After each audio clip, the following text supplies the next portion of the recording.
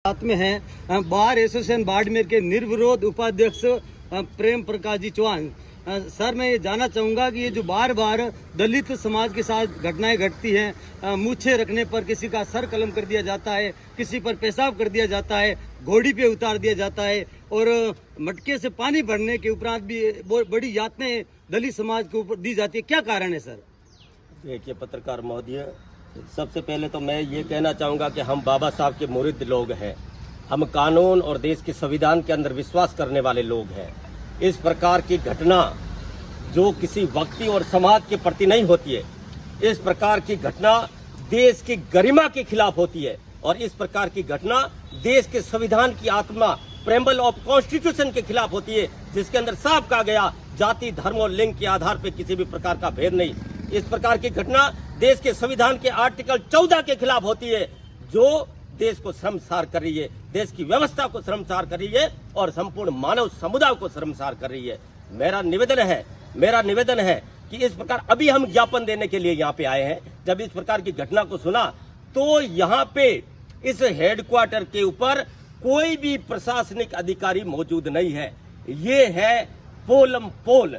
और मैं निवेदन करना चाहता हूँ पत्रकार महोदय, आपकी मार्फत में निवेदन करना चाहता हूँ, जो दूल्हे को घोड़ी से उतारा गया और आज जो हमारी जो मांग है, हमारी जो डिमांड है वो ये है कि सबसे पहले शासन प्रशासन सार्वजनिक रूप से उस हरियाली गांव की सभा और संपूर्ण मानव समुदाय के को माफी मांगे और उसके बाद में जो नामजद आरोपी है उन नामजद आरोपियों को गिरफ्तार करे और हरियाली के अंदर एक पुलिस चौकी की व्यवस्था की जाए और पीड़ित परिवार को सुरक्षा दी जाए।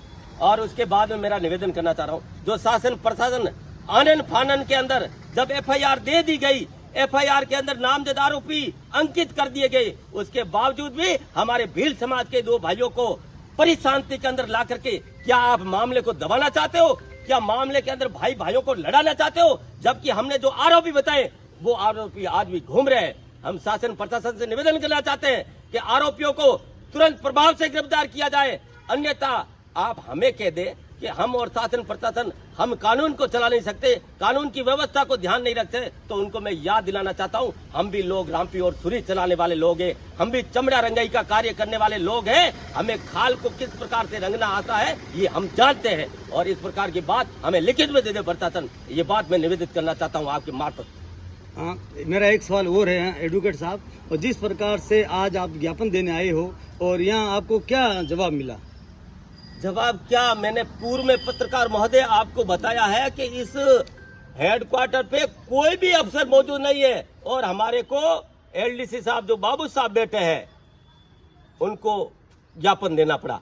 ज्ञापन क्या कहे, ऐसे ही टेबल के ऊपर कागज को आदान प्रदान करना पड़ा, क्योंकि हम संविधान में विश्वास करने वाले लोग हैं, हम व्यवस्था में विश्वास करने वाले लोग हैं।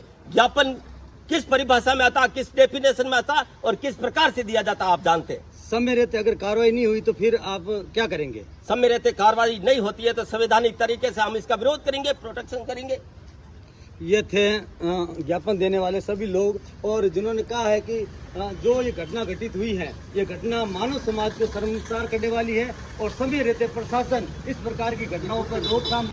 18 फरवरी 2025 को एक बारात बालोतरा से रवाना होकर हरियाली के गांव के लिए पहुंची और यहाँ जो हरियाली जो सांचौर में स्थित है और वहां पर कुछ दंगों ने घोड़ी पर सवार दूल्हे को गिराकर उसको मान मर्दन किया और उस बात को लेकर जटिया रेगड़ समाज महासमिति के द्वारा अखिल भारतीय जटिया रेगड़ महासभा के बैनर तले आज ज्ञापन देने के लिए बाड़मेर शहर से लक्ष्मण जी वडेरा, एडवोकेट प्रेम प्रकाश जी चौहान और गांव खेड़ों के सभी प्रमुख लोग यहाँ पहुंचे हैं। तो मैं जानना चाहूंगा लक्ष्मण जी, ये पूरा घटनाक्रम क्या है? हरियाली जो हमारे सांचौर पुलिस थाना के अंदर गांव आता है, वहां पर बालोतरा से एक बारात आई थी। उस बारात में वो घोड़ी साथ में लाए थे। गांव के अंदर दबंगों ने घोड़ी और गाजे बाजे और ढोल धमाके के लिए कुछ एलानिया पहले धमकी दी थी, लेकिन दूल्हा जब घोड़ी पे चढ़ा तो इन दबंगों ने, सामंतवादी शक्तियों ने उस दूल्हे को घोड़ी से नीचे उतार दिया, नीचे पटक दिया। फिर घोड़ी को लेकर भाग गए हैं। इस प्रकार का अपमान किया है जो देश के संविधान का अपमान है। हिंदुस्तान के अंदर ऐसी ऐसी ताकतें आज भी काम कर रही हैं। सरकार के अधिकारियों की मौजूदगी के होते हुए भी कानून का राज जो है वो होना चाहिए। अधिकारी अपनी कुर्सी से चिपके हुए बैठे रहते हैं। आज हम जब सांचौर में आए तो सांचौर के अंदर एडिशनल कलेक्टर नहीं है, एसडीओ नहीं है, तहसीलदार नहीं है, नायब तहसीलदार नहीं है।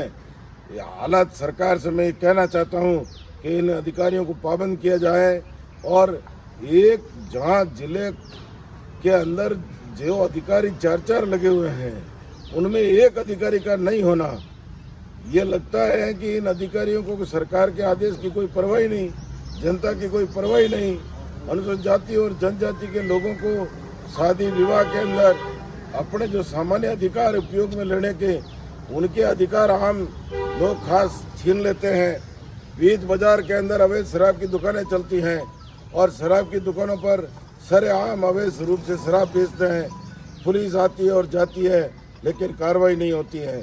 ऐसी सूरत के अंदर मेरी मांग है कि इन पुलिस अधिकारियों के साथ साथ उन जिम्मेदार अधिकारियों के खिलाफ में कार्रवाई होनी चाहिए जो अधिकारी अपना कर्तव्य नहीं निभाते हैं।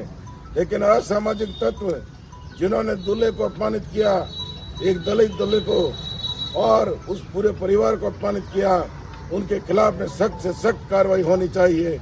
ये मेरी मांग है। देश ही नहीं विदेशों के अंदर राजस्थान के लोगों की इस मामले को लेकर के बहुत फजीयत हो रही है और इस देश की फजीयतों के पीछे वो सामंतवादी ताकतें हैं जो छुआछूत और भेदभाव को आज भी जिंदा रखे हुए हैं। लक्ष्मण जी, मेरा एक सवाल ये है कि अब गांव में कैसा माहौल है जहां ये घटना घटित हुई? बड़ा डर और खौफ का माहौल है। मैंने जालोर के एसपी से कहा है कि यहाँ पर आरएससी तैनात की जाए, पुलिस की माकूल व्यवस्था की जाए ताकि यहाँ के लोग आराम से कुछ दिन जी सके। मुझे ये डर है कि यहाँ कोई किसी प्रकार की अनुसूचित जाति और जनजाति के कमजोर वर्ग के लोगों की कोई किसी प्रकार की हिंसक वारदात के अंदर कोई हत्या नहीं कर दे। ये थे लक्ष्मण जी वडेरा जो बाड़मेर से आए और साथ ही हमारे साथ